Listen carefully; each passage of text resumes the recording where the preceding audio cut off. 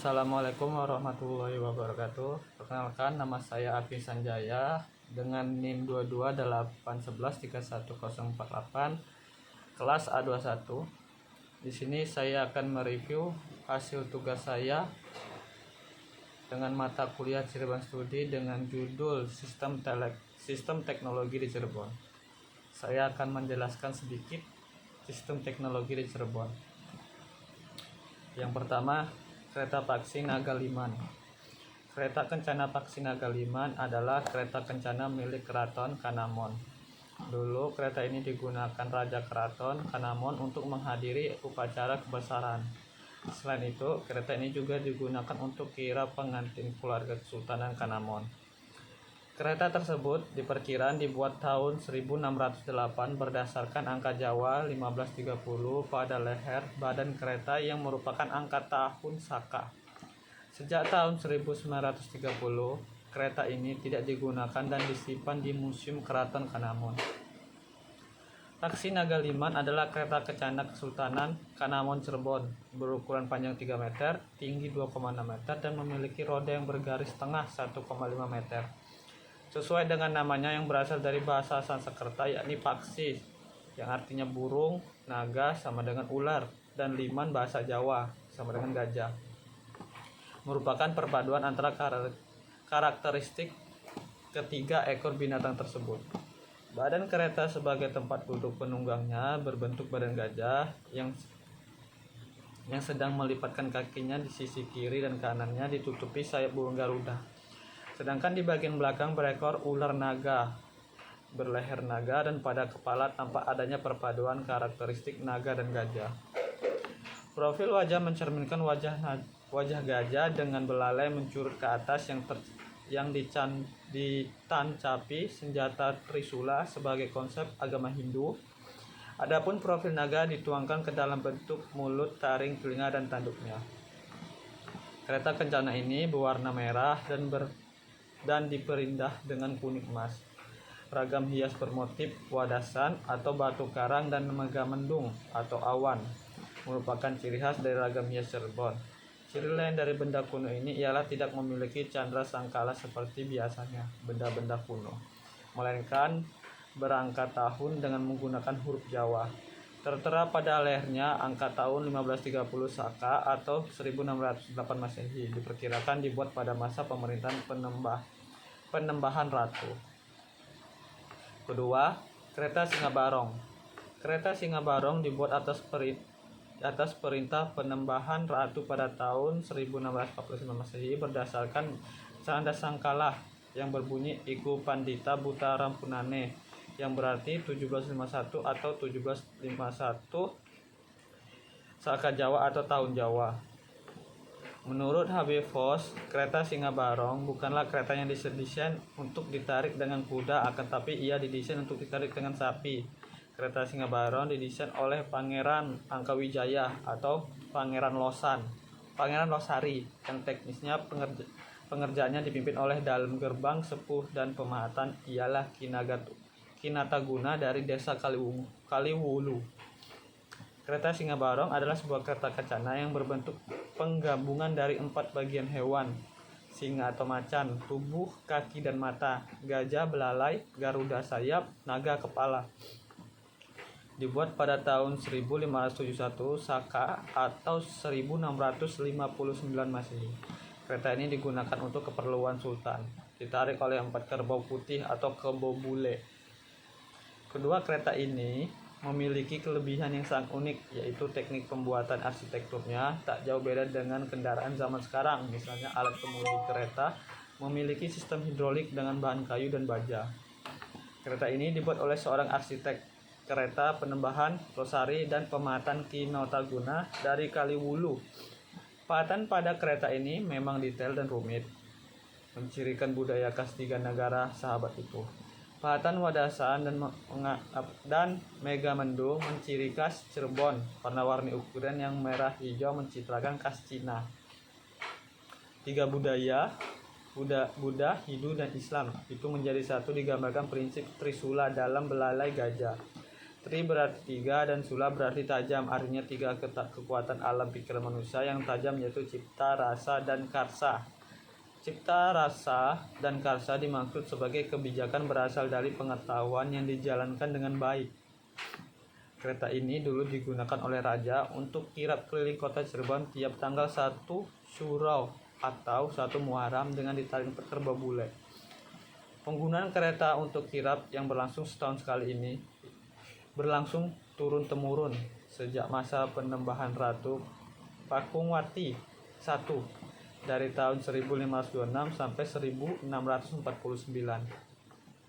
Kereta ini baru berhenti digunakan untuk kitab tahun 1942 karena kondisinya yang sudah tidak memungkinkan lagi.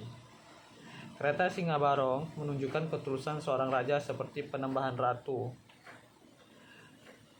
Pakuangti I, raja keempat Kesultanan Cirebon itu. Yang ketiga, Pendati Gede. Pada masa silam, Cirebon memiliki teknologi transportasi yang canggih, memiliki kontribusi besar dalam pembangunan keraton hingga masjid. Ialah Gede yang saat ini menjadi sebuah alat transportasi kebanggaan warga Cirebon. Pendati Gede Pekalongan merupakan artefak bersejarah yang terdapat di Cirebon, Pekalongan, Cirebon. Pendati ini merupakan salah satu kendaraan tertua di Cirebon dan menjadi saksi bagi sejarah Cirebon. Menurut cerita rakyat yang berkembang pada masyarakat Cirebon, Pangeran Walang Sungsang yang juga dikenal dengan nama Mbah Kuwu Cirebon merupakan sosok yang diyakini sebagai Ki Gede Pekalongan, sekaligus pembuat Pendati Gede Pekalongan pada tahun 1371 Saka atau 1449 Masehi.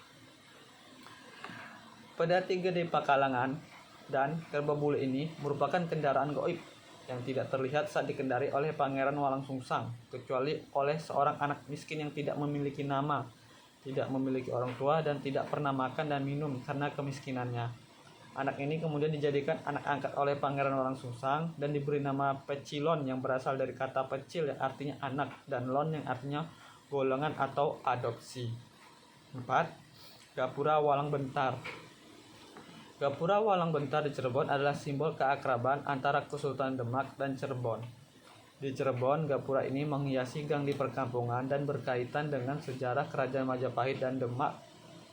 Kesultanan Cirebon saat itu sangat dekat dengan Demak dan salah satu bukti keakraban ini adalah keberadaan Candi Bentar di Cirebon. Bentuk gapura Lawang Bentar di Cirebon memiliki ciri khas yang menarik dan berbeda dari gapura Walang Bentar yang ditemukan di Jawa Tengah, Timur, dan Bali.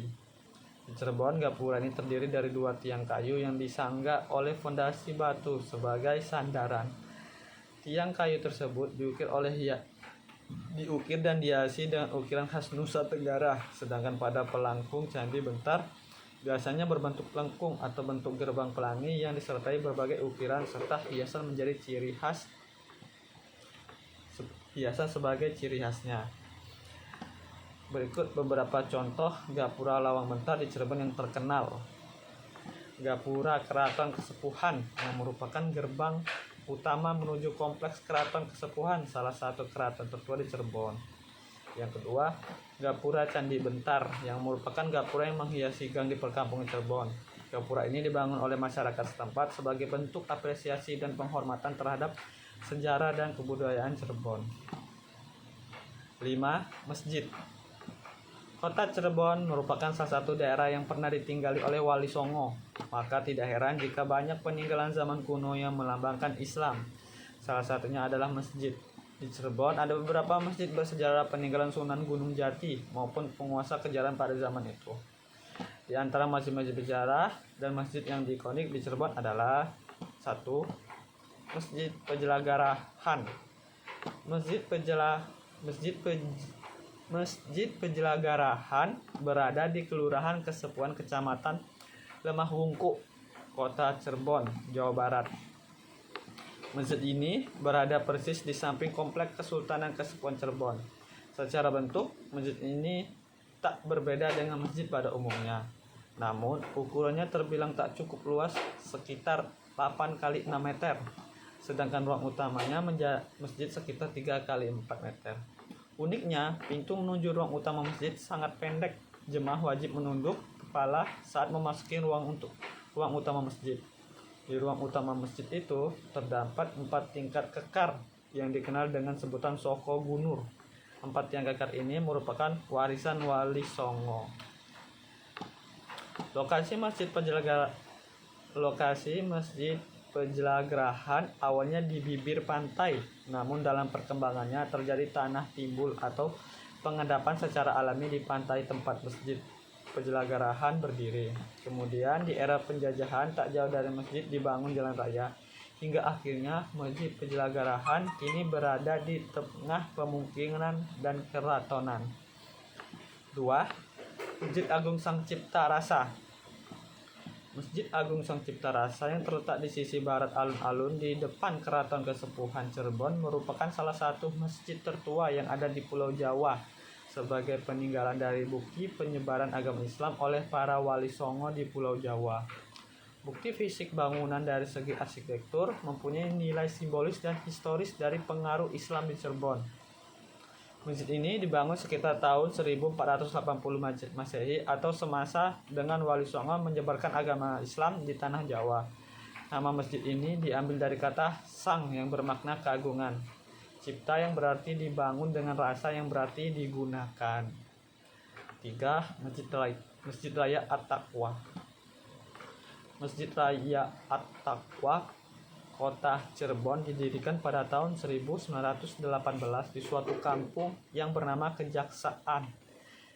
Yang bernama Kejaksan, yang terdiri dari 2 bagian, yang satu untuk dipergunakan sebagai tajuk agung dan setengah bagian yang lain dipergunakan sebagai alun-alun. Nama Masjid Raya At-Taqwa Cirebon semula sebenarnya adalah Tajung Agung. Bangunannya sudah cukup lama dan tua, ruangannya terlalu kecil dan letaknya kurang menghadap kiblat. Kemudian R.M.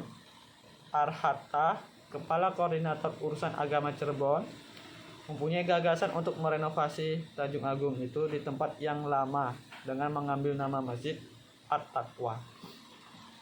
Karena sudah ada Masjid Agung yang terletak di Kesepuhan yang sekarang menjadi Masjid Agung Sang Cipta Rasa, seolah-olah pada waktu itu tidak dibenarkan 2 nama yang sama pada 2 masjid yang letaknya masih dalam satu kota, yaitu Tajung Agung dan Masjid Agung.